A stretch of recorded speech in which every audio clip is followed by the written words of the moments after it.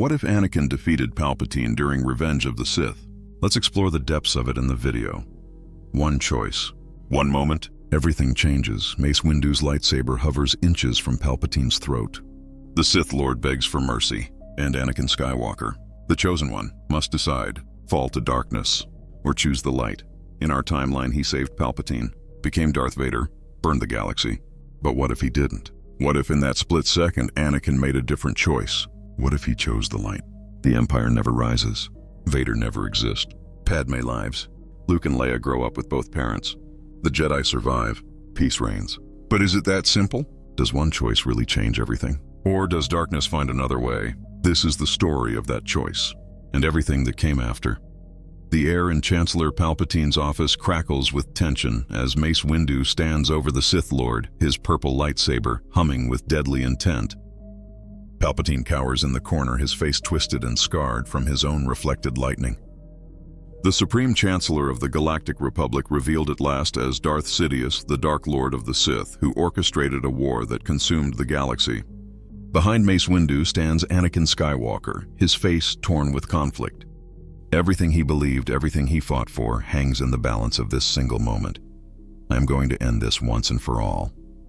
Mace raises his lightsaber, preparing to deliver the killing blow. You can't, he must stand trial. Anakin's voice wavers, uncertain. He's too dangerous to be left alive. Palpatine looks up at Anakin, his yellow eyes pleading. Don't listen to him, Anakin. I have the power to save Padme. On the pirate station, Luke faces his first true test. The Raiders are led by a fallen Jedi, one who left the Order years ago, not out of darkness, but out of disillusionment. He sees the Republic as corrupt, the Jedi as their servants. Luke tries to reason with him, to show him that things have changed, that the Jedi now serve the Force, not politicians. But the fallen Jedi won't listen. His bitterness runs too deep. They fight, and Luke realizes something his father taught him. Sometimes you can't save everyone. Sometimes all you can do is stop them from hurting others. He defeats the fallen Jedi, not with rage or hatred, but with sorrow. When it's over, he offers his hand, a chance at redemption. The fallen Jedi stares at him for a long moment, then takes it. Luke brings him back to Coruscant, where he faces justice. But he also receives counseling, a chance to heal, to find his way back. It's not a perfect solution. The man's crimes cannot be undone. But it's a start, and it shows the galaxy that the new Jedi Order is different, more compassionate, more understanding. Years continue to pass. Anakin ages gracefully, his hair turning gray. But his connection to the Force remains strong. He and Padme celebrate their 20th anniversary surrounded by family and friends. Their children have grown into remarkable adults. Luke is a renowned Jedi Knight known for his compassion and wisdom. Leia is a senator respected across the galaxy for her fierce advocacy and incorruptible character. They have given Anakin and Padme grandchildren, a new generation touched by the Force but free to choose their own paths. Obi-Wan grows old as well. He and Anakin remain close brothers in all but blood. They often sit together reminiscing about the Clone Wars, about their adventures, about how close they came to losing everything. Do you ever wonder what would have happened? Obi-Wan asks one evening, if you'd made the other choice. Every day. Anakin's voice is quiet. I see it in my nightmares sometimes. The darkness. What I could have become. But then I wake up and Padme is there. My children are there, and I know I made the right choice. I'm proud of you, Anakin. I know I don't say it enough, but I am. You became everything I hoped you would be and more. That means everything coming from you, old man. Anakin grins. Old man, you're only a few years younger than me. Yeah, but I aged better. They laugh together as the sun sets over Coruscant. The Republic continues to evolve. New reforms are implemented. The Senate becomes more transparent, more accountable. The military is restructured with oversight to prevent any one person from wielding too much power. The clone veterans are honored. Monuments are built to their sacrifice, and programs ensure that their integration into civilian life continues. Some clones like Rex become instructors training the next generation of soldiers. Others retire to peaceful lives. Some struggle with the transition haunted by the war. But they are not forgotten, not abandoned. The galaxy has learned that lesson at least. On the industrial world of Corellia, a new shipyard opens. Not for warships, but for exploration vessels. The war is over, and now the Republic looks outward. To the unknown regions, to uncharted space, to discovery rather than conquest. Among the first ships launched is the Padme Amidala, a diplomatic vessel designed to make first contact with new species. to extend the hand of friendship rather than the fist of domination. Padme herself attends the launching ceremony. She's older now, lines of wisdom marking her face. But her eyes still burn with the same passion, the same determination. Thank you all for coming. Her voice carries across the crowd. This ship represents everything we fought for. Not conquest, but connection. Not domination, but cooperation. May it carry our hopes to the stars. The crowd erupts in applause. Anakin stands beside her, holding her hand. Their children are there too. Luke in his Jedi robes. Leia in her senatorial garb. Both beaming with pride. But not everything is celebration. In the shadows, threats still lurk. On Exegol, hidden in the unknown regions, ancient Sith loyalists perform dark rituals. They have no leader, no grand plan, but they refuse to let the Sith die. They clone, they experiment, they plot. Someday they whisper. Someday the Sith will return, but that day is far off. For now, the galaxy knows peace. Back on Coruscant, Anakin stands before a class of younglings. They sit in a circle around him, eyes wide with wonder. Master Skywalker, a young Rodian, raises his hand. Is it true you almost became a Sith? Anakin pauses. The question is direct, uncomfortable, but he believes in honesty. Yes, it's true. I was afraid of losing someone I loved. And that fear almost destroyed me. What stopped you? I remembered what I was fighting for. Not power, not control. Just the chance to protect the people I cared about. And I realized that by giving in to darkness, I would lose them anyway. So I chose the light, even though it was hard, even though I was afraid. The younglings absorbed this. Another raises her hand. A human girl. Does that mean it's okay to be afraid? It means fear is natural. Anakin smiles. Everyone feels fear, even Jedi. What matters is what you do with it. Do you let it control you? Or do you acknowledge it and choose to act anyway? That's what courage is. Not the absence of fear, but the choice to do what's right despite it. The lesson continues. Anakin teaches them about balance, about the living force, about how the light and dark exist in everyone.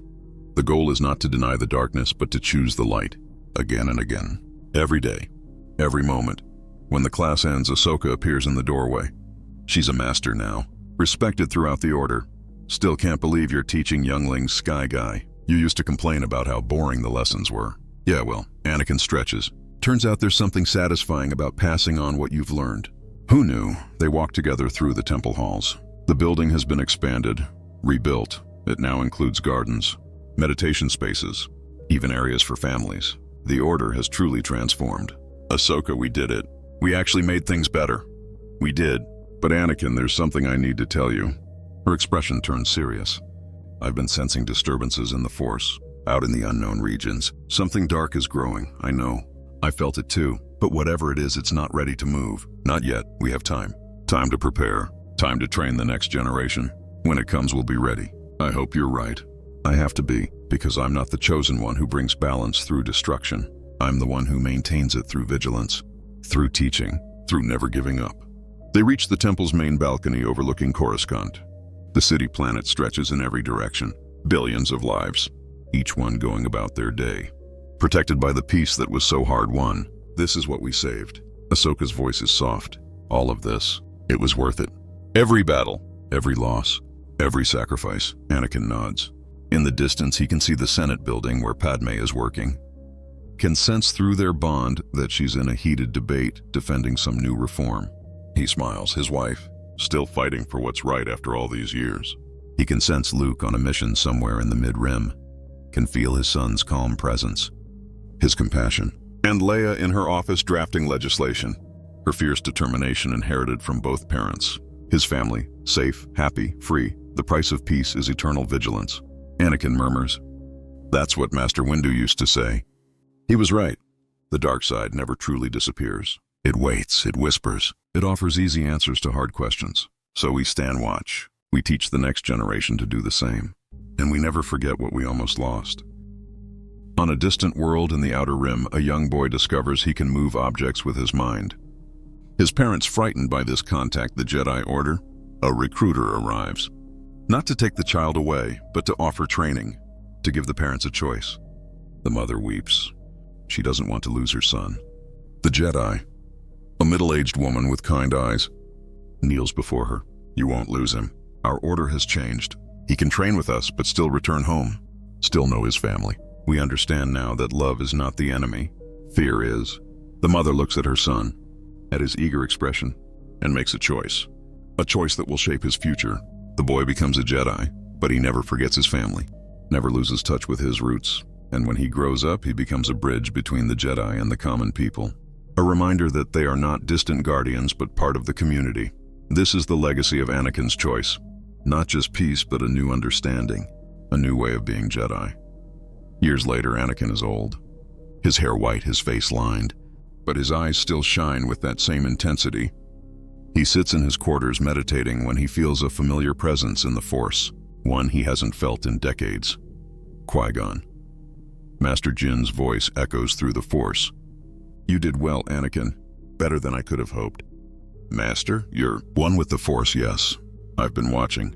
Guiding when I could. I'm sorry I couldn't be there for you. If I had survived, perhaps things would have been different." "No." Anakin opens his eyes, though he sees nothing. "You gave me everything I needed. You believed in me. You saw my potential. And you set me on this path. The rest was up to me, the chosen one you were called, to bring balance to the Force. And so you have, not through destruction, but through choice, through teaching, through love. The prophecy was fulfilled, just not in the way anyone expected. I'm tired, Master. So tired. My time is coming soon. I can feel it. Then rest, Anakin Skywalker. Rest knowing you changed the galaxy, that your children carry on your legacy. That balance has been restored. You have earned your peace. Thank you, Master, for everything." The presence fades. Anakin takes a deep breath and stands. He makes his way to the balcony one last time. Padme finds him there. She's as old as he is now. They've grown old together, something he once feared would never happen. "Are you all right?" "I'm perfect." He takes her hand. "I was just thinking about everything. All the choices we made, all the paths we took. Any regrets?" "None. Not a single one." "Good, because I don't regret any of it either. Marrying you, having our children, fighting for a better galaxy. It was all worth it." They stand together watching the sunset.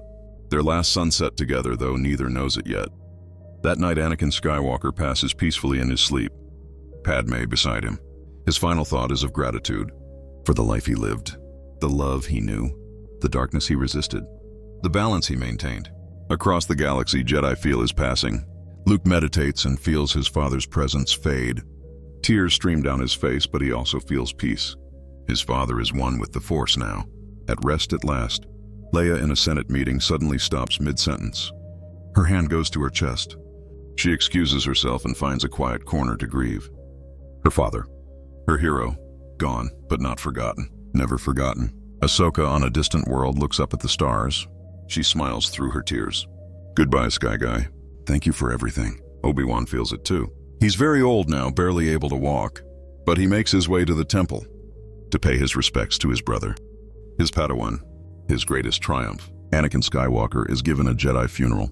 His body is cremated according to tradition, but unlike the Jedi of old, his family is there. His friends, the clones he fought beside, the people he saved. Thousands gather to honor the chosen one, to remember the man who saved the galaxy not through power, but through choice. Padme speaks at the service. Her voice is strong despite her grief. Anakin Skywalker was many things. A Jedi, a general, a husband, a father, a friend. But above all, he was a man who chose to do what was right even when it cost him everything. He could have had power beyond measure, could have ruled the galaxy. But he chose love, chose family, chose the light. And because of that choice, we stand here today in a galaxy at peace. That is his legacy. Not conquest, but compassion. Not domination, but devotion. He will be remembered not as the Dark Lord he could have become, but as the hero he chose to be. The crowd is silent as her words echo across the temple. Then slowly they begin to applaud. A standing ovation that lasts for minutes. A celebration of a life well lived. A duty fulfilled. In the weeks that follow, Padme grows weaker. The healers say there's nothing wrong with her physically, but she has lost the will to live. Her soulmate is gone, and she cannot go on without him. Luke and Leia stay by her side. They hold her hands. They tell her stories. They thank her for everything she taught them. And one quiet evening, she closes her eyes and joins Anakin in the Force. The twins grieve, but they also understand. Their parents loved each other so deeply that even death could not keep them apart for long. Now they are together again, one with the Force, at peace. Luke Skywalker becomes the Grand Master of the Jedi Order. He leads with wisdom and compassion, Under his guidance, the Order continues to grow, to evolve, to serve the galaxy without trying to control it. Leia Skywalker becomes Chancellor of the Republic. Not a Supreme Chancellor with unlimited power, but a leader who governs with the consent of the Senate. Who listens, who compromises, who never forgets that power is a responsibility, not a privilege. Together, the twins honor their parents' legacy. They ensure that the peace their father fought for endures, that the balance he achieved is maintained, and they teach their own children, the next generation, about the man who nearly fell but chose to rise, about the power of choice, about how love can be a strength if we let it. Decades pass, a century. The galaxy continues to change, to grow. New challenges arise, new threats. But each time the Jedi are there, not as warriors but as guardians, as teachers, as symbols of hope. And in the archives of the Jedi Temple, a holocron remains, created by Anakin Skywalker in his final years. It contains his teachings, his wisdom, his story. Young Jedi from across the galaxy come to study it, to learn from the Chosen One. The holocron activates, showing an aged Anakin. His voice is warm, gentle. If you're watching this, then I'm gone, one with the Force, but my teachings remain. I want you to understand something. The dark side will always exist. It's part of the Force, part of life. You can't destroy it. You can only choose not to give into it. I came close, closer than I'd like to admit. Fear, anger, desperation, they almost consumed me. But I was saved by my friends, by my family, by love, and by a single choice. To do what was right even though it was hard. That's what being a Jedi means. Not being perfect, not being without fear or anger, but choosing the light anyway. Again and again, every day, every moment, you will face darkness. All of you. It might be outside, an enemy, a threat, or it might be inside. Your own fears, your own anger, your own pain. When that happens, remember this. You are not alone. You have your brothers and sisters in the Order. You have the Force, and you have a choice. Always a choice. Choose wisely. Choose compassion. Choose hope. And may the Force be with you, always. The holocron deactivates. The young Jedi sits in silence, absorbing the lesson, then rises and returns to training, determined to honor the legacy of the Chosen One, to be worthy of his sacrifice. To maintain the balance he fought so hard to achieve. In the Force, Anakin Skywalker watches. He is one with the cosmic Force now, beyond individual identity. But some part of him remains, some essence, and it is content. The galaxy is at peace. His children carry on his work. The Jedi serve as they should, and the darkness that once threatened to consume everything has been held at bay. The balance has been maintained, the prophecy fulfilled, not through destruction but through redemption, not through power but through love. This is the legacy of Anakin Skywalker, the slave who became a Jedi, the Jedi who nearly fell, and the man who chose to rise.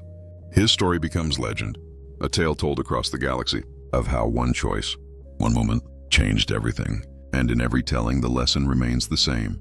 That darkness is not destiny. That we all have the power to choose. And that love, true unconditional love, is the strongest force in the galaxy. Stronger than hate, stronger than fear, strong enough to save a soul from the abyss. On a remote world, generations later, a young girl sits by a fire. Her grandfather tells her stories. Tales of the Jedi, of the Clone Wars, of heroes and villains. Tell me about Anakin Skywalker, Grandpa. The old man smiles. Anakin Skywalker was the Chosen One. He was supposed to bring balance to the Force. And did he? The girl leans forward eagerly. He did.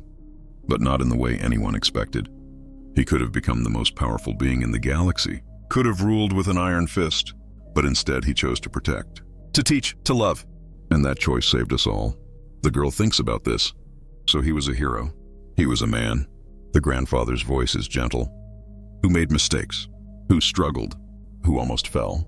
But when it mattered most, he chose to be a hero. And that made all the difference. The girl nods slowly. She looks up at the stars, at the vast expanse of the galaxy.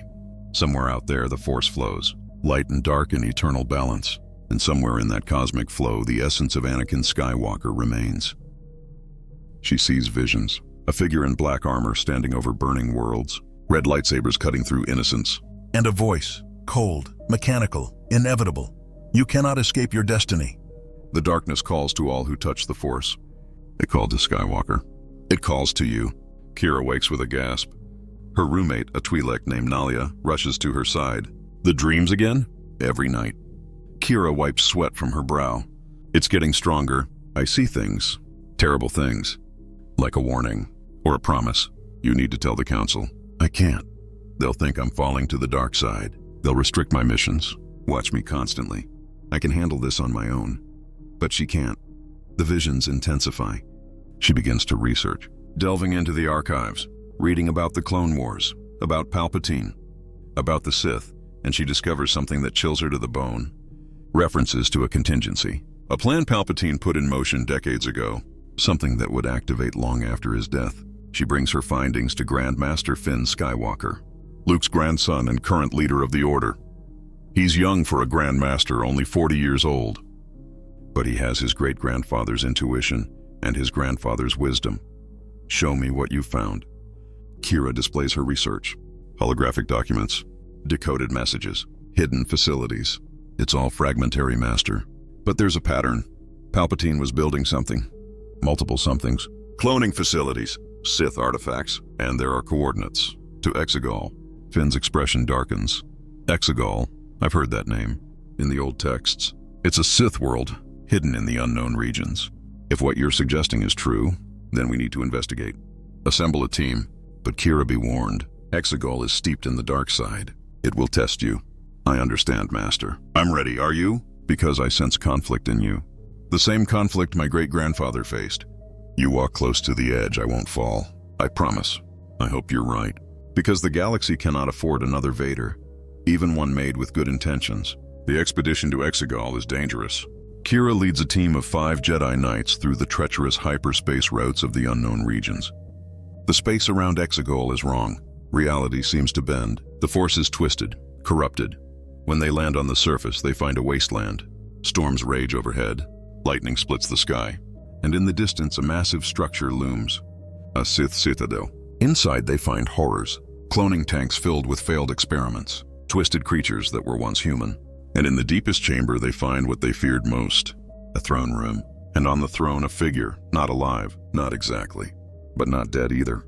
A clone body, ancient and decrepit, wired to machinery that keeps it functioning.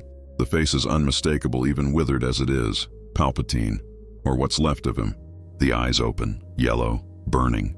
Ah, visitors. The voice is a whisper. A rasp, but unmistakable. How long has it been? How long have I waited in this prison of flesh? You're not Palpatine. Kira ignites her lightsaber. You're just an echo. A remnant. I am eternal. The wretch laughs. I am the dark side incarnate. Skywalker thought he defeated me, but he only delayed the inevitable. My plans were set in motion long ago.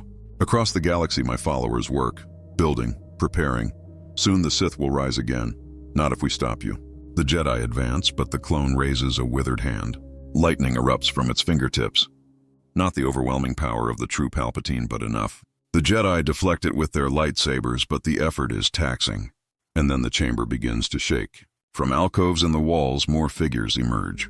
Sith eternal cultists. Red-robed zealots who have waited decades for this moment. They chant in an ancient language. Darkside energy fills the room. Kira feels it pressing against her. Whispering, promising power. She could end this. Could tap into the darkness just for a moment. Just enough to destroy this abomination. No. She remembers Anakin's teachings, recorded in the holocrons she studied. The dark side is seductive. It promises easy solutions, but it only brings destruction. She centers herself, breathes, and chooses the light. The Jedi fight their way through the cultists. It's brutal, desperate. 2 of their number fall, but eventually they reach the throne. Kira raises her lightsaber. This ends now. You cannot kill me, girl. I am an idea, and ideas are immortal. Maybe. Kira brings her blade down, severing the machinery. But you're still just meat. The clone body spasms. The machinery sparks and explodes. The citadel begins to collapse around them. The surviving Jedi run. Behind them, they can hear the death screams of the cultists. The roar of collapsing stone. They reach their ship and escape just as the citadel implodes. In space, they watch as Exegol's surface erupts. The dark side energies contained there released in a massive explosion. It's over. One of the Jedi breathes for now. Kira's voice is grim. But he was right. There are more. Followers, believers. We need to find them. Stop them before they can rebuild. The hunt begins. Across the galaxy, the Jedi track down Sith eternal cells. Most are small, isolated, but some have grown. Gained followers. Built weapons. On Korriban, they find a training facility, young Darksiders learning the ways of the Sith. On Moraband, they discover a cache of ancient Sith holocrons. On Dromund Kaas, they battle a self-proclaimed Sith Lord who has enslaved an entire colony. Each victory brings them closer to dismantling Palpatine's legacy. But it also takes its toll. Kira finds herself using more aggressive tactics, more ruthless methods. She tells herself it's necessary, that she's still serving the light. But the line grows thinner. During a mission on Ziost, she faces a Sith apprentice, a young man barely older than her. He's powerful, skilled, but also afraid. She can sense it through the Force. He doesn't want to fight. He was forced into this life, taken as a child, twisted. She has the opportunity to kill him. It would be easy. One strike and the threat is eliminated. But she hesitates. Remembers Anakin. Remembers how he was almost lost. How he was saved by compassion. She deactivates her lightsaber. I'm not here to kill you. I'm here to help. The Sith apprentice stares at her in shock. You would show me mercy? Everyone deserves a chance at redemption. Even Sith, even you. What's your name? Jack. My name is Jack. Come with me, Jack. Let me show you there's another way. The apprentice looks at her, at the offered hand, and slowly, tentatively, he takes it. This moment changes everything. Jack becomes the first former Sith to join the new Jedi Order. He faces skepticism, hostility even, but Kira vouches for him, stands beside him, and slowly, he proves himself. He shows that redemption is possible, that the dark side doesn't have to be a death sentence. His example inspires others. More former Sith come forward, seeking help, seeking redemption. The Order adapts, creates programs to rehabilitate them, to help them heal from the trauma and manipulation. It's not easy. Some fail. Some fall back into darkness. But many succeed. And each success is a victory against the Sith's legacy. Years pass. The Sith Eternal is dismantled. The last of Palpatine's contingencies are discovered and destroyed. The galaxy is safe once more. Kira Voss becomes a master. She takes on a Padawan, teaches him the lessons she learned about balance, about compassion, about the power of choice. And she tells him stories about Anakin Skywalker, about the man who saved the galaxy by choosing the light at his darkest moment. Meanwhile, in the political sphere, Chancellor Leia Organa Skywalker, the second named after her grandmother, works to strengthen the Republic. She's the great-great-granddaughter of Padme, and she inherited that fierce dedication to democracy and justice. Under her leadership, the Republic expands. New worlds join, new alliances form. But she also works to decentralize power, to ensure that no single individual can ever accumulate the authority Palpatine once held. She champions reforms, term limits for chancellors, increased Senate oversight, mandatory transparency in military operations. Some resist, call her naive, claim that the galaxy needs strong leadership. But she persists, because she knows the price of unchecked power. Her family paid it, nearly paid it. The Republic also addresses old wounds. The clone veterans are honored with a massive memorial on Coruscant, a monument that lists every clone who served, who sacrificed, who died for a republic that barely acknowledged their existence. The dedication ceremony is attended by thousands. The few remaining clone veterans, now ancient, are given places of honor. They stand before the monument, some weeping, others stoic, all remembering brothers long gone. A young senator gives a speech. We owe these men everything. They fought for us, died for us, and we treated them as disposable, as property. That shame belongs to all of us. But today we make a promise. Never again will we use sentient beings as weapons. Never again will we create life only to send it to die. Never again will we forget the cost of war. The crowd falls silent. Then slowly they begin to applaud. The clone veterans salute. Their war is finally over. Their sacrifice finally recognized. On Mandalore, Duchess Satine III rules with wisdom. She's the great-granddaughter of the original Satine, and she has worked to unite the Mandalorian clans under a banner of honor and strength. But not the brutal conquest of old. Instead, the Mandalorians become protectors, peacekeepers. They hire out their services to worlds in need, to protect against pirates, against warlords, against oppression. They have reclaimed their warrior heritage while rejecting its darkest impulses, and they prosper. In the Outer Rim, former separatist worlds have been integrated into the Republic. Not forcibly, not through occupation, but through diplomacy, through economic investment, through demonstrating that the Republic has changed, that it no longer serves only the core worlds. These worlds bring diversity, New perspectives, new voices. They strengthen the Republic, make it more resilient, more representative, and everywhere across the galaxy people live free. They go about their days, raise their families, pursue their dreams, all because one man, decades ago, made the right choice. But freedom is not permanent. It must be defended, nurtured, fought for in every generation. And so the work continues. The Jedi train the next generation, teaching them not just combat, but wisdom, compassion, service. The Senate passes laws, reforms structures, ensures accountability. Citizens vote, protest, organize, exercise their rights and responsibilities, and together they maintain the peace. In the Jedi Temple Library, a historian compiles a comprehensive record of the Clone Wars. She interviews survivors, studies documents, pieces together the truth of what happened. Her name is Mara Jade Skywalker, descended from both Luke Skywalker and Mara Jade, and she has made it her life's work to ensure the galaxy never forgets. Because those who forget history are doomed to repeat it, she publishes her work, a massive multi-volume history. It becomes required reading in schools across the Republic.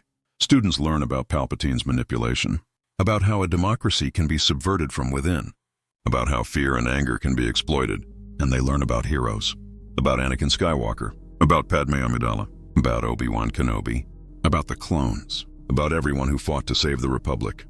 The lessons sink in. A new generation grows up informed, aware, vigilant. They know what to watch for, what to resist, and they are ready. One evening on Coruscant, a young woman named Rey sits on a balcony. She's not a Skywalker by blood but by choice, adopted into the family after her parents died.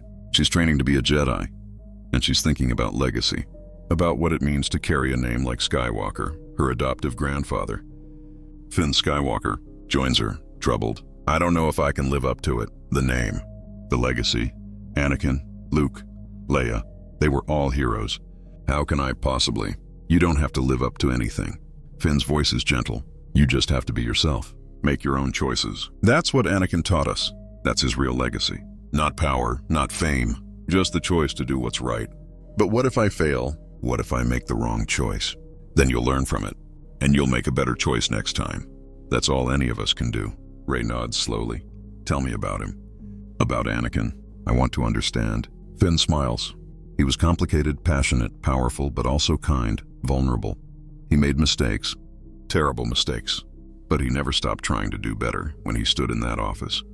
With Mace Windu and Palpatine, he had a choice, fall to the dark side or choose the light. And in that moment, all of his training, all of his experiences, all of his love, it all came down to one decision. And he chose the light, not because it was easy, not because he wasn't afraid, but because it was right. That's who Anakin Skywalker was. A man who chose to be a hero when it mattered most. Rey thinks about this, absorbs it, chosen one, not because of prophecy, but because of choice. That's beautiful. It is. And it's also terrifying, because it means we all have that same responsibility. Every day, every moment, we choose who we are, what we stand for, what kind of galaxy we want to live in. The conversation continues late into the night. Two generations connected by a name, by a legacy, by a commitment to the light.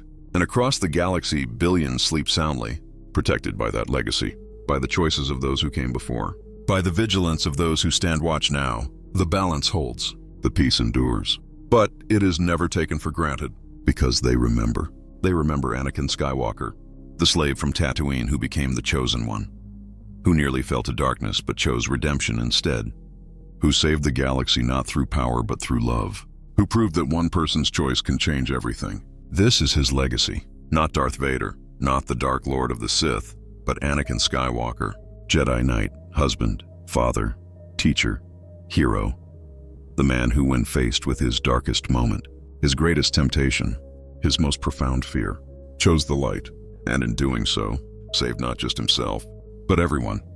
That's our theory. The Star Wars universe is a galaxy filled with exciting stories and possibilities, and we love exploring them. If you want to accompany us on this journey to a galaxy far, far away, then please like, share, and subscribe to our channel. .li, I can help you. Don't let him kill me. I am too weak. Anakin's hand trembles near his lightsaber. His mind races with images of Padme dying in childbirth, the nightmare that has haunted him night after night. Palpatine promised him the power to prevent death itself. But as he looks at the cowering figure before him, something shifts in Anakin's perception. He sees not a savior, but a manipulator. Not a mentor, but a monster. This man orchestrated a war that killed billions. This man played both sides, manipulating the Jedi and the Republic like pieces on a dejeric board. This man tried to turn him against everything he held dear. And in that moment of clarity, Anakin makes a choice. The choice that will define not just his destiny, but the destiny of the entire galaxy. He's right. Anakin's voice cuts through the tension. His lightsaber ignites with a snap hiss, bathing the room in blue light. You are too dangerous to be left alive. What? Palpatine's expression shifts from pleading to shock. Anakin, what are you doing? I promised you the power to save Padme. You lied to me. You manipulated me. You orchestrated this entire war. How many people died because of your schemes? How many clones? How many Jedi? How many innocents? You don't have the power to save anyone. You only know how to destroy. Palpatine's face contorts with rage, the mask finally dropping completely. You fool. You could have had everything. Power beyond measure. The ability to reshape the galaxy itself. And you throw it away for what? For the Jedi who never trusted you? For a Republic that is already dead? He raises his hands and lightning erupts from his fingertips. Anakin brings his lightsaber up, blocking the torrent of dark side energy. The force of it pushes him back, his boots scraping against the floor. Mace Windu moves to attack, but Palpatine redirects some of the lightning toward him, forcing the Jedi Master to defend. Then you will die. Palpatine screams, his voice raw with fury. Lightning pours from him in increasing torrents, illuminating the office in stark blue-white flashes. Anakin grits his teeth and pushes forward step by step. The dark side energy crackles against his blade, sending sparks flying. He can feel the heat, the raw power trying to overwhelm him. But he thinks of Padme, not of saving her from death, but of being there for her. Of being the man she believed he could be. The man who does what's right even when it's hard. He thinks of Obi-Wan, his master, his brother who never gave up on him. He thinks of Ahsoka, his Padawan who looked up to him. He thinks of all the clones who followed him into battle, trusting him with their lives. And he finds strength not in fear or anger, but in love and duty. With a roar, Anakin surges forward and slashes through the lightning. His blade connects with Palpatine's hands, severing them at the wrists. The Sith Lord screams, stumbling backward. Mace Windu doesn't hesitate. His purple blade flashes once, twice, and Darth Sidious falls to the floor lifeless. For a moment, there is only silence. The two Jedi stand over the body, breathing heavily. Then Palpatine's comlink crackles to life. My lord, are you there? Shall we execute Order 66? Mace Windu and Anakin exchange glances. Mace quickly grabs the comlink. Belay that order. Return to your stations. There is a pause. Acknowledged, sir. Mace crushes the comlink in his hand. We need to move quickly. If Palpatine had contingency plans. He did. Anakin's voice is quiet. He told me about Order 66. It's a command to make the clones turn on the Jedi. We need to warn the Council now. The Jedi Temple erupts into organized chaos as Masters rush to their communication stations. Yoda sits in the Council chamber, his eyes closed as he reaches out through the Force to every Jedi across the galaxy, warning them of the danger.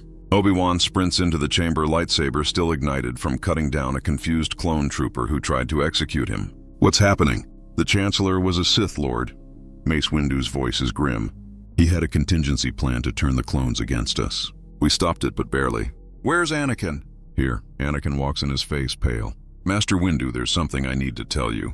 Something I should have told you a long time ago. The council chambers feel smaller than ever as Anakin stands before them. He tells them everything. About his secret marriage to Padme. About his nightmares of her death. About how Palpatine manipulated those fears, promising him the power to save her. About how close he came to falling to the dark side. The Masters listen in silence. Some, like Ki-Adi-Mundi and Mace Windu, look stern. Others, like Obi-Wan, look pained. Yoda simply listens, his ancient eyes sad but understanding. Master, there's something else. Anakin takes a deep breath. Padme is pregnant, with twins. The silence that follows is deafening. Then, unexpectedly, Yoda laughs. A dry, raspy sound. Surprises the Force still holds. See them, I would like to, when born they are. Go to your wife, young Skywalker. Be with her in this time. Needed she will be in the days to come, as will you. But understand this. Your children, your attachments, they are now known to us. Use them to control you we will not, but trust you must earn. Anakin bows deeply. Thank you, Masters. I won't let you down. Across the galaxy, the Republic reels from the revelation.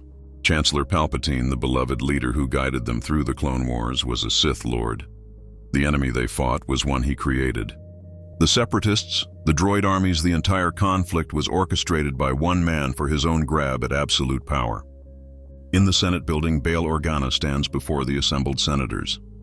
His voice rings out clear and strong. We have been betrayed, not just by Palpatine, but by our own complacency. We allowed one man to accumulate too much power. We allowed emergency measures to erode our freedoms. We allowed fear to guide our decisions. Padme Amidala rises from her seat, her pregnancy visible now, but her voice is steady. Senator Organa is right. We must take this opportunity to reform, to rebuild, to ensure that no one person can ever wield such power again. The emergency powers granted to the Chancellor must be revoked. The Senate must reclaim its authority. And we must decide what to do with the clone army. These men were bred to fight, but they are not droids. They are people. They deserve choice. The debate rages for hours. Some senators like Orn Free Taa argue for maintaining the status quo. Others like Mon Mothma demand radical change. But slowly a consensus forms. The Republic will endure, but it must transform. A vote is called. The emergency powers are revoked. The office of Supreme Chancellor is temporarily dissolved. Instead, a Council of Governors is established, drawn from senators across the Republic to share executive authority. Bail Organa and Mon Mothma are among those chosen. So is Padme Amidala. The work of governing will be harder now, slower but safer, less prone to the corruption of power. As for the clone army, the Senate faces a difficult truth. These men have inhibitor chips in their brains. Biochips designed to ensure obedience. Designed to make them execute orders like Order 66 without question or hesitation. The discovery sends shockwaves through the Republic. The Kaminoans who created the clones claim the chips were quality control measures to prevent aberrant behavior. But the truth is clear. They were slave collars, weapons to be used against the Jedi, against anyone Palpatine deemed a threat. Anakin stands before a gathering of clone commanders. Rex is there along with Cody Wolf, Bly, and others. These men fought beside him, bled beside him, saved his life more times than he can count. Brothers, I won't lie to you. You were created as weapons, as tools, but you are more than that. You are men. You deserve the right to choose your own path. The Senate has authorized the removal of the inhibitor chips. After that, you will be given a choice. You can continue to serve in a reformed military. You can retire with full benefits and support to integrate into civilian life. Or you can do whatever you want. The choice is yours. The clones look at each other. Some uncertain, others angry at the revelation of their programming. Rex steps forward. Sir, with respect, we've never had a choice before. How do we know this isn't just another form of control? You don't. Anakin meets his gaze. You'll have to trust. And I know I'm asking a lot, but I promise you this. I will fight for your rights. All of you. You're not just soldiers to me. You're brothers. The process begins. Slowly, carefully, Jedi healers and medical droids work to remove the inhibitor chips. Some clones choose to stay. Others choose to leave. Some struggle with the adjustment, their entire lives defined by war and suddenly faced with peace. The Republic sets up support programs, counseling, job training, financial assistance. It's imperfect, messy, difficult, but it's a start. Meanwhile, across the galaxy, the Separatist alliance crumbles. With Dooku dead and Palpatine exposed, the corporate leaders who funded the war scramble to save themselves. The banking clan, the Trade Federation, the Techno Union, they all claim they were deceived, that they had no idea Palpatine was controlling both sides. Some, like Newt Gunray, are arrested and face trial. Others, like San Hill, managed to negotiate immunity in exchange for cooperation. The droid armies shut down. Slowly, painfully, the galaxy begins to heal, but not everyone is content with peace. In the shadows, remnants of Palpatine's plan stir. On Mustafar, a hologram flickers to life in the lava-scarred facility. The figure is hooded, unrecognizable. The Master is dead, but his work continues. There are others. Sith loyalists, dark-side acolytes who served Palpatine in secret. Inquisitors trained to hunt Jedi. Experiments hidden away on forgotten worlds. And one in particular begins to move. On Coruscant, in the lower levels, a figure watches the news feeds. Masameda, the former vice chair, sees opportunity in chaos. He knows secrets, Palpatine's secrets. The Emperor may be dead, but his resources remain. His hidden wealth, his secret facilities, his loyal followers who believe in the vision of a strong authoritarian government. Ameda begins to reach out to them. To the Moffs who commanded sectors, to the admirals who longed for order over democracy. To the bureaucrats who prospered under Palpatine's rule, a conspiracy forms, not to restore the Sith but to finish what Palpatine started, to create an empire. Padme gives birth on a quiet night in a private medical facility. Obi-Wan stands guard outside, while inside Anakin holds Padme's hand. The birth is difficult, frightening, but ultimately successful. Luke Skywalker is born, first crying lustily. Then comes Leia, smaller but no less fierce.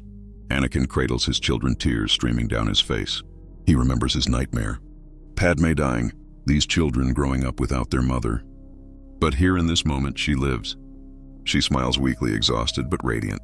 What do you think? Anakin can barely speak. They're perfect. You're perfect. I love you too. Padme touches his face. You saved us, all of us, by making the right choice. I almost didn't. I was so afraid of losing you that I nearly lost myself. But you didn't. That's what matters. We have a future now, Ani. Together. As Anakin looks down at his children, he feels the Force flowing through them. Powerful connections. His son especially burns bright in the Force, a potential that stuns him. Luke will be a Jedi someday. And Leia. She has the same fire, the same determination as her mother. What they become will be up to them. But they will grow up with love, with family, with peace. The moment of joy is shattered by an urgent message. Obi-Wan bursts in. I'm sorry, but we have a situation. There's been an attack on the Jedi Temple. Several masters are dead. Someone infiltrated using an old Sith technique to conceal their presence. Who? An Inquisitor, one of Palpatine's secret agents. We captured him, but he killed 3 Jedi before we brought him down. And he wasn't alone. There are more. Anakin's blood runs cold. How many, we don't know. Palpatine had years to prepare. He could have trained dozens, hidden them across the galaxy, waiting for the right moment to strike. The Jedi Council convenes an emergency session. Yoda's expression is grave. Underestimated the Dark Lord, we did. Even in death, his shadow looms large. These Inquisitors, they must be found and stopped. But careful we must be. Turn this into a witch hunt we cannot. The dark side feeds on fear. Anakin speaks up. Let me lead the hunt. I know how Palpatine thought. How he would have hidden his agents. He pauses. I have walked close to the darkness. I can sense it in ways others might not. Dangerous, that is. Mace Windu's voice is sharp. Use the dark side to fight the dark side, and you risk falling yourself, I know. But I also know I won't be alone. Obi-Wan, will you stand with me always? His former master steps forward without hesitation. Then it's settled. Anakin and Obi-Wan, you will lead a task force to hunt down these Inquisitors. But Anakin, Yoda's eyes bore into him. Vigilant you must be. The dark side is seductive. Promises it makes. Power it offers. But a trap it is. Remember what you fight for. I will, Master. I promise. The hunt begins. Anakin and Obi-Wan, along with a team of Jedi Knights and clone troopers, track down leads across the galaxy. Their first target is on Nar Shaddaa, a former Jedi turned Inquisitor who now hunts his former brothers and sisters. The smuggler's moon is a maze of neon lights and shadowed alleys. Anakin moves through the crowds, his senses extended. He can feel the dark side like a cold spot in the Force. There, Obi-Wan senses it too. The 2 Jedi move swiftly. They find the Inquisitor in a cantina surrounded by dead Jedi consulars. The Darksider is a Nautolan, his head tentacles writhing as he feeds on the residual fear and pain. You're too late. His voice is a hiss. The Grand Inquisitor has already begun the purge. Every Jedi will fall. We are the Emperor's will made manifest. Your Emperor is dead. Anakin ignites his lightsaber. And you're coming with us? The Inquisitor laughs and ignites a double-bladed spinning lightsaber. Then you will join him. The fight is brutal. The Inquisitor is skilled, trained in the aggressive forms of lightsaber combat that Palpatine favored. His blade whirls in deadly arcs, forcing Anakin and Obi-Wan to fight defensively. But Anakin has faced worse. He's fought Dooku. He's fought Grievous. He's felt the darkness calling to him. He's a Padawan, tall and gaunt with yellow eyes. He was once a Jedi Temple guard. Anakin remembers him. A protector of the Order who fell to the dark side through bitterness and disappointment. You. The Grand Inquisitor's voice echoes through the chamber. The vaunted Chosen One. You think you've won, but you've only delayed the inevitable. The Jedi are weak. The Republic is corrupt. Only through strength can the galaxy be saved. Strength without wisdom is just brutality. Anakin steps forward. I almost fell like you did. I almost gave in to the darkness. But I didn't, and neither do you have to. It's not too late. It is far too late for me. The Grand Inquisitor ignites his lightsaber. I have tasted true power. I will not go back to being a servant. Then you leave me no choice. The duel is intense. The Grand Inquisitor is a master of Form 1 Shicho. His strikes are powerful, relentless. He uses the dark side to enhance his strength, making each blow hit like a hammer. But Anakin is not the impulsive Padawan he once was. He has matured, learned patience. He defends carefully, waiting for the opening, and when it comes, he strikes. Not to kill, but to disable. His blade cuts through the Grand Inquisitor's weapon and then his leg. The Padawan falls to the ground, writhing. Do it. Kill me. No. Anakin deactivates his lightsaber. You'll face justice. You'll answer for what you've done. The Grand Inquisitor laughs bitterly. Justice. There is no justice in this galaxy. Only power. Then we'll prove you wrong. With the Inquisitors defeated or captured, the immediate threat ends. But the conspiracy Masameda has been building continues to grow. In secret meetings across the galaxy, he and his allies plot. They cannot restore Palpatine. The Sith Lord is dead and the galaxy knows his crimes, but they can create something new. Something that appears legitimate but serves their purposes, an empire in all but name. Ameda reaches out to Senator Orn Frita, to Admiral Conan Antonio Motti, to Governor Wilhuff Tarkin. Each, for their own reasons, believes the Republic is too weak, too divided. They want order, control, security even at the cost of freedom. The conspiracy spreads slowly, carefully. They manipulate the media, portraying the reformed Senate as ineffective. They fund pirate raids to make regions feel unsafe. They spread propaganda suggesting that only a strong central authority can protect the galaxy. And they begin building in secret. Using Palpatine's hidden resources, they construct weapons, warships, superweapons. On Geonosis, hidden beneath the sands, construction begins on something terrible. A battle station capable of destroying planets. The ultimate symbol of fear and control. But they cannot keep their conspiracy completely hidden. Padme begins to notice patterns.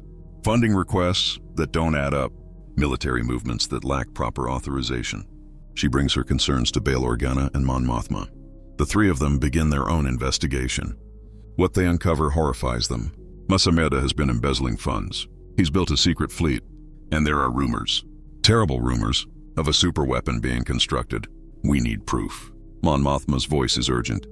If we accuse him without evidence, he'll deny it and will be discredited. Then we get proof.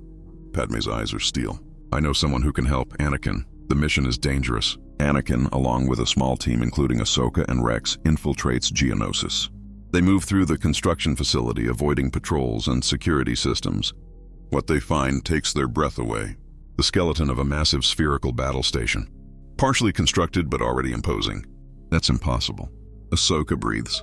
The resources alone. How did they hide this? Palpatine's final gift. Anakin's voice is grim. He planned for everything.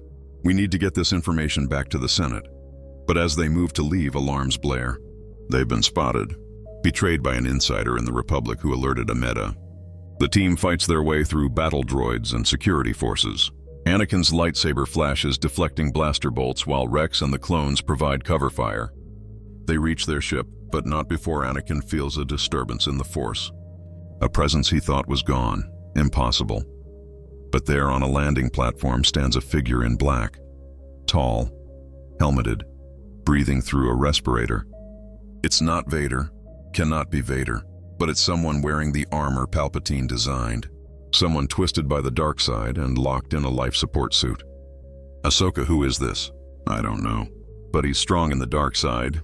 The figure ignites a red lightsaber. I am the Executor, Palpatine's final contingency, his will made manifest. I was once a Jedi like you, but I have been perfected, made stronger. You will all die here. Anakin steps forward. We're not dying today, and neither are you. I will save you. The Executor laughs. A harsh mechanical sound. Save me, I am beyond saving. Beyond weakness, beyond mercy. The duel is fierce. The Executor uses a brutal variation of Form 5. His movements are powerful, augmented by his armor's systems. But there's something wrong. He's in pain. Anakin can sense it through the Force. The suit is keeping him alive, but it's also torturing him. Every breath is agony. Every movement is suffering.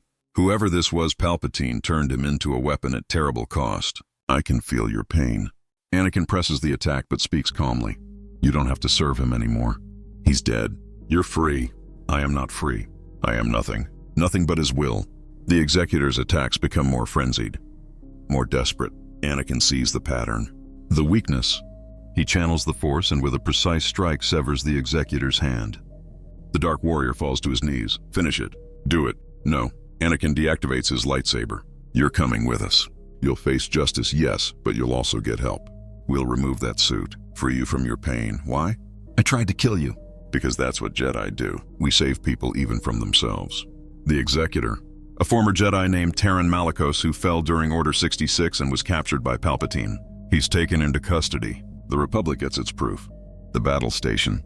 The conspiracy, all of it exposed. Mas Amedda and his co-conspirators are arrested. Some flee into the unknown regions.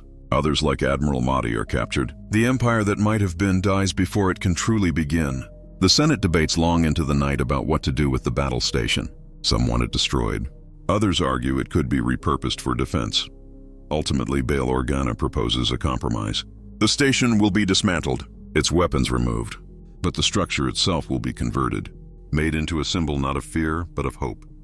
A massive space station dedicated to diplomacy, to bringing species together. It will be called Unity Station. The work takes years. The galaxy slowly heals from the wounds of war. The Jedi Order reforms. Under Yoda's guidance, they adopt new teachings. Attachment is no longer forbidden, but must be balanced. Jedi are allowed to marry, to have families, but they must not let those attachments control them, must not let fear rule their decisions. Anakin becomes a teacher, not a traditional master, but something new. He teaches younglings about balance, about using emotion without being controlled by it, about loving without possessing. His children Luke and Leia grow up surrounded by the Force. Luke shows remarkable aptitude training under his father and Obi-Wan. Leia proves more interested in politics, following in her mother's footsteps. But she too has the Force, strong within her. She simply chooses a different path. Years pass. The galaxy knows peace. Not perfect peace. There are still conflicts, still injustices. But the great darkness has been averted. One evening, Anakin stands on a balcony of the Jedi Temple on Coruscant. The sun is setting, painting the sky in shades of orange and red. Padme joins him, slipping her hand into his. What are you thinking about? Everything. How different things could have been. If I'd made the wrong choice that day. If I'd given in to fear. But you didn't. That's what matters. I keep thinking about what Palpatine said, that I threw away power, a chance to reshape the galaxy. Maybe I did. But looking at this, at our children, at the peace we've built, I don't regret it. You made the right choice, Ani. You always do when it matters. Luke appears in the doorway. Dad, Master Obi-Wan says it's time for training. Anakin smiles. Tell him I'll be right there. As his son runs off, Anakin turns to Padme. This is what I fought for. Not power. Not control, just this. A chance to live, to love, to raise our children in peace. And that's enough. More than enough. Together they watch the sunset. The city spreads before them, alive and vibrant. The Jedi Temple stands strong. The Senate governs with wisdom. The clones have found their place, and the shadow that nearly consumed everything has been banished. But Anakin knows better than to grow complacent. The dark side is always waiting, always whispering there will be new threats, new challenges. But he will face them not as a fearful Padawan desperate for power, but as a Jedi Master grounded in love and duty. The chosen one who brought balance not through destruction, but through choosing the light at his darkest moment. Across the galaxy, former separatist worlds rejoin the Republic. The scars of war fade slowly but surely.